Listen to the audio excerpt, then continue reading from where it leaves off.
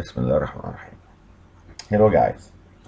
Last week we described what management is, and we described what an organization is, and where do managers work, and the importance of being a manager. Why we need managers. We talked about resources. We entertained a lot of ideas about management. Today we are going to continue, and the first thing we're gonna know about when do we consider managers as successful managers. Managers are considered as successful, and their organizations effective organizations when they succeed to make value, to create value for their stakeholders. And we during the lecture, the in-house lecture, the lecture room, we explained that they have to create value for their stakeholders. However, we have to know that if managers are not managing resources in an efficient way, then there will just no be way for them to be able to create value in any way, because if they're not efficient, then the cost of making goods or services will be extremely high, and when it is high, then customers are not gonna buy, and we are not gonna make a lot of profit, so I'm not gonna use the profit to create value for customers. So efficiency is doing things right, and as we're gonna know, we have to use the resources without waste, without scrap, without defective products. So we have to utilize resources without wasting any of them. And effectiveness reflects doing the right things, attaining organizational goals, and eventually being able to create value for our stakeholders. And as you can see in this figure, managers have to lower waste in order to use the resources in the best way, and this will be their means of achieving effectiveness, of being successful, and being able to sell their products and generate profit, and they use the profit to create the value which we talked about. So managers have to strive for reducing the waste and attain the organizational goals, which involve making profits and eventually being able to create value for the customers and stakeholders in general. And as we explained in the real lecture, the face-to-face lecture, that managers actually manage resources, and in order to be able to manage those resources, managers must appreciate the kind of resources they have. They have to be able to evaluate the resources at hand in order to be able to know what they can do with them, what they cannot do with them.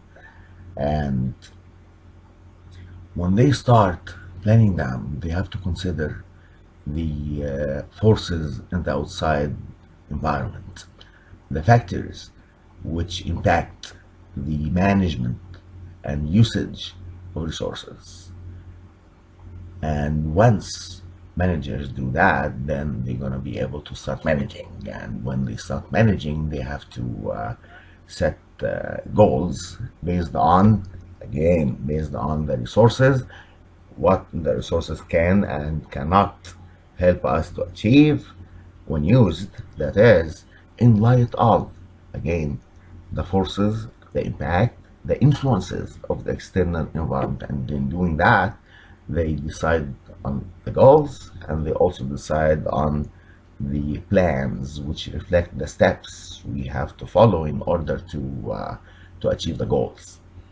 And once we decided the goals and plans, then we have to organize all activities, all the tasks which have to be performed in order to initiate activities to produce, to market, to finance the resources and the activity resulting from deciding on what goals to achieve and what should be done in order to achieve them. So we have to arrange and structure. And very similar, not very similar, identical to how we describe the way organizations get evolved. Later on, we start to try to have a positive impact on our employees. We try to direct them. We try to motivate them.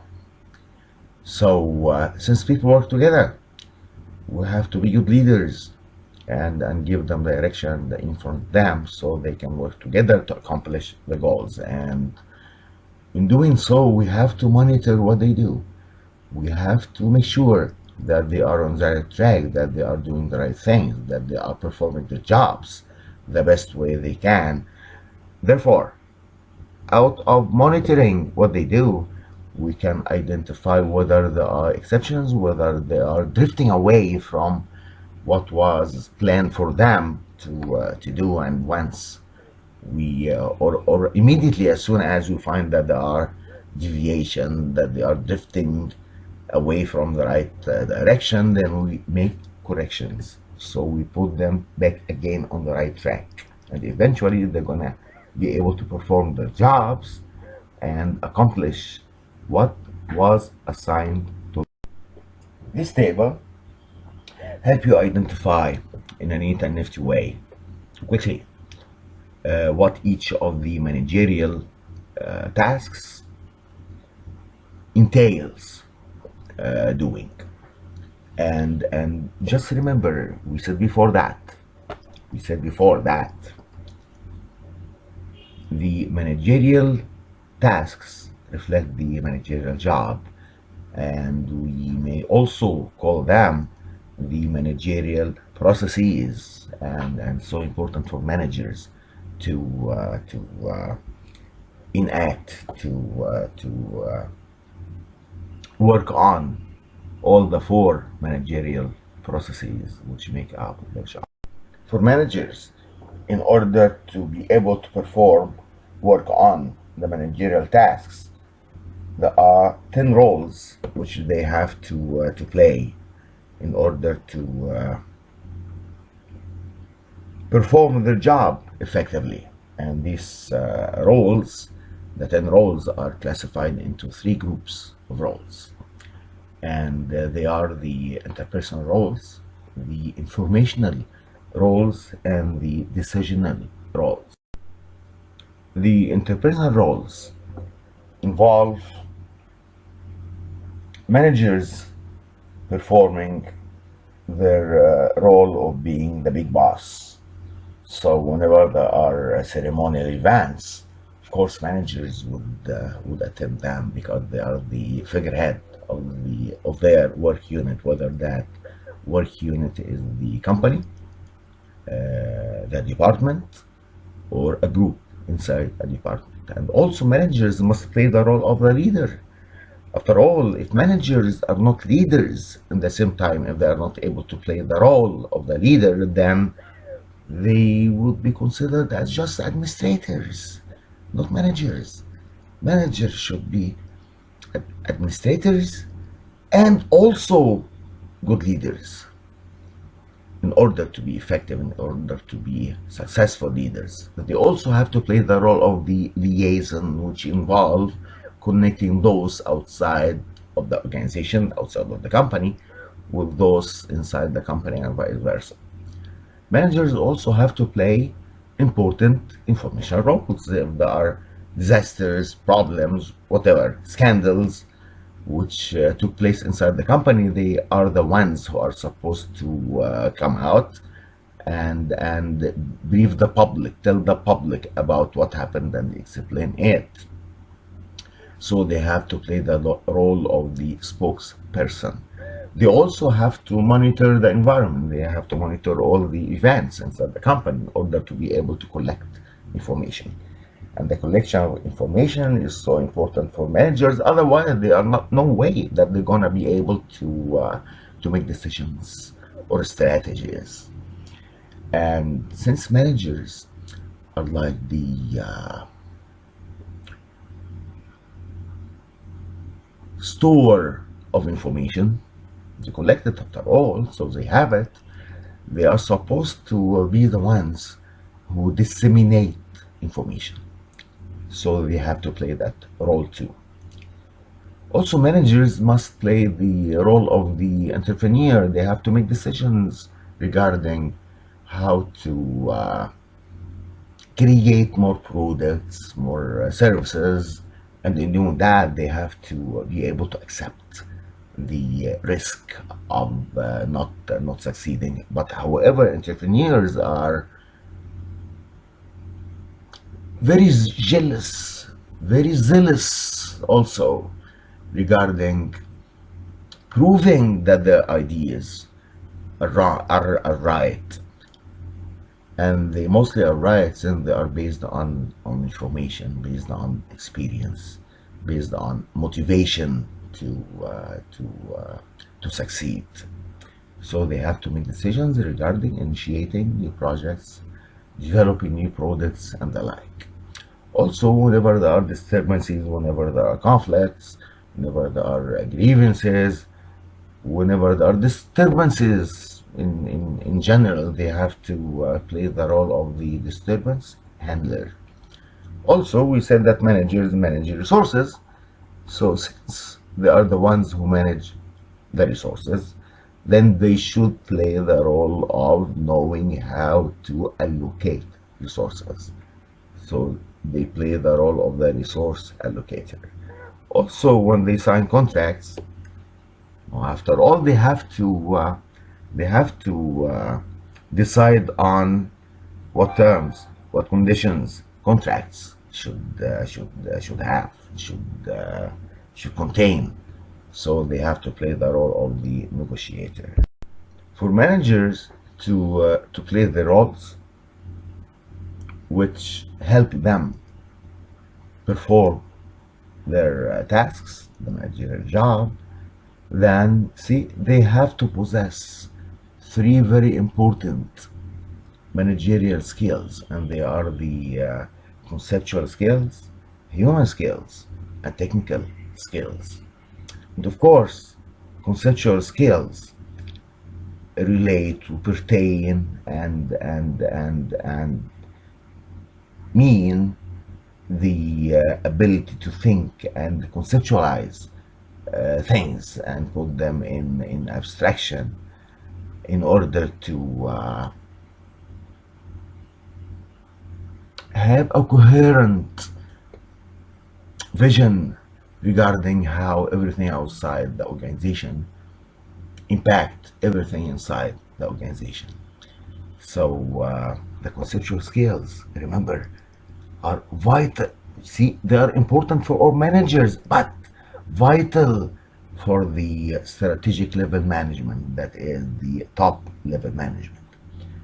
And human skills, of course, are vital and important to all managers.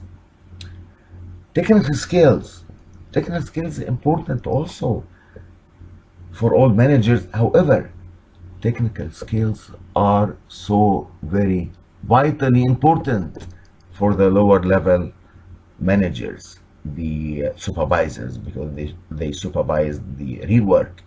So when it comes down to technical problems and workers need guidance, supervisors must be very skilled at technical skills in order to advise them, in order to direct them, in order to let them know how to fix problems, how to use machines, and work well on the tasks, the technical tasks assigned to them. This figure explains what we just said about the importance of the managerial skills for all managers, and how vital conceptual skills are for the top level management, and technical skills for the lower level manager. It's very important to know that due to and in response to the massive changes with the business world is witnessing and facing and experiencing at the same time, there are so many emerging important skills which managers need to know about and possess and master, like the importance of inspiring commitment, like the continuous need for managing change, because the whole world changes at a very fast pace. Also, the idea of the human capital, psychological capital, and stuff like that, and the importance of being talented at managing it. See, there are a lot of skills which are so very and becoming even vital for managers to possess in order to be able to manage and interact with business today. This figure gives us like a brief idea about what's going on out there, what changes are taking place, what challenges are facing managers today in the new world of digitalization. Now that we have a digitalized economy, the digital economy is coupled with changing technology, which allowed for the digitalization of the workplace, and we also are facing an increased emphasis on organizational and managerial ethics. It became so very important. Business ethics should be upheld by all managers and employees also in that regard. After all, employees interact with customers, and they have to be so very ethical in doing that. Not only their companies, but they too. And in light of the increased competitiveness, competition became a very important, vital factors for managers to consider, and they have to overcome the competition in order to be successful, in order to be effective. And of course, there are so many different needs to cope up with the so many different security threats which change all the time. So we have to handle risk management. We have to be so very careful, because there is a high level of uncertainty over future energy sources and prices, and also the supply of water, which will have a drastic impact on everything, and the forces for which pushes all companies to globalize and involve in it, and also the uncertainty over economic climate in general. And during the past few years, we witnessed a lot of economic disturbances almost everywhere around the world. Among the important factors which are vital for business companies, which have an impact on them and influence how work is done and how managers think, is the importance of customers, of course. And remember, customers are among the important stakeholders for any business company. Well, the reason that organizations exist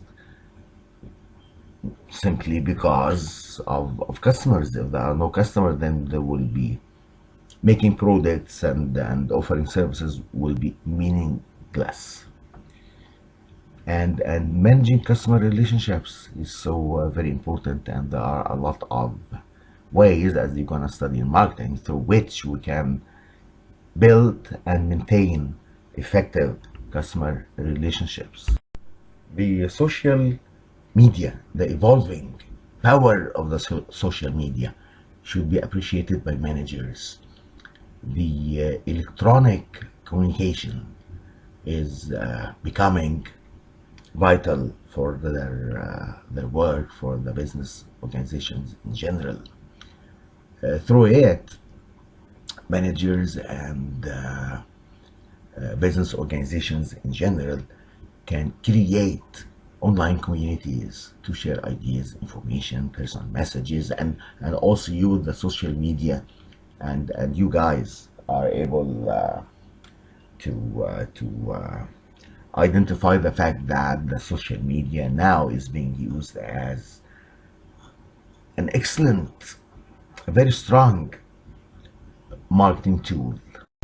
Innovation is becoming, it has been, but now it's more important and massively vital for companies to consider if they are to exist in the business arena. They have to always innovate what they do, innovate their products, come up with new ideas for how to serve customers, and do things, explore new territorial areas where they can do business, where they can reach to new customers, and how to do things in a different way, in different lights, and take risks. Managers should also encourage their employees to act on emerging opportunities which needs to be responsive to them in an innovative way. The idea of sustainability has become so very important.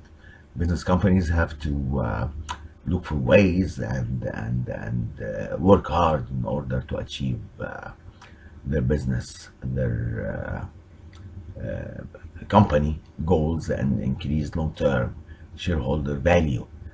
They have to consider, in doing that, they have to consider the economic, environmental, and social opportunities and integrate them into their business strategies in order to succeed. Now we come down to an important question. Why study management? Why is it important?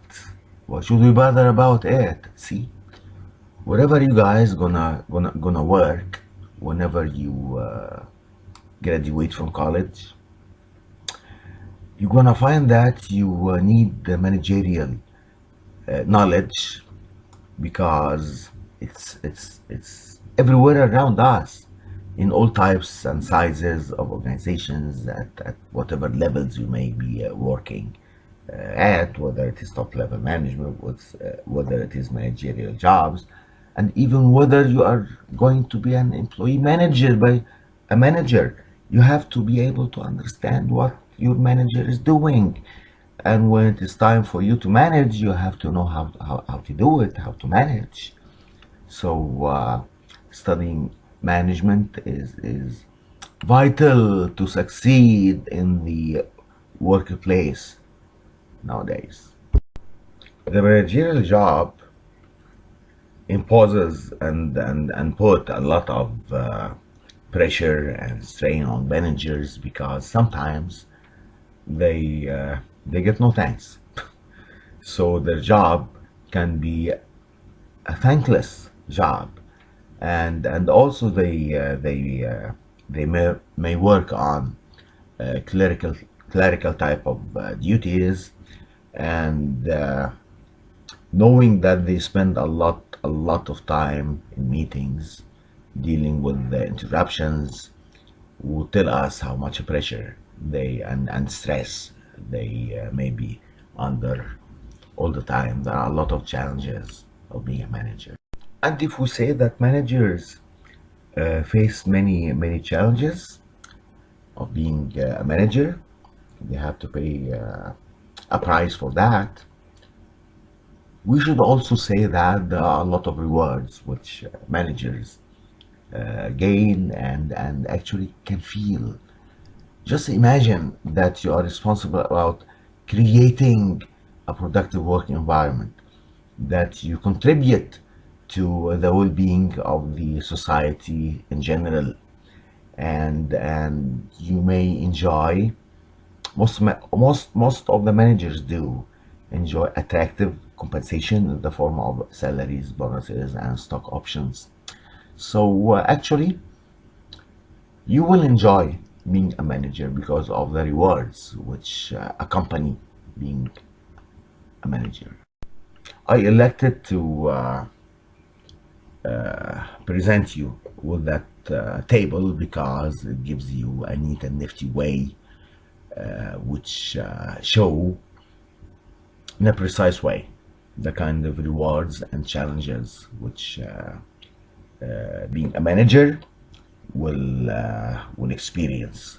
So read it and enjoy it, and until next week, stay safe.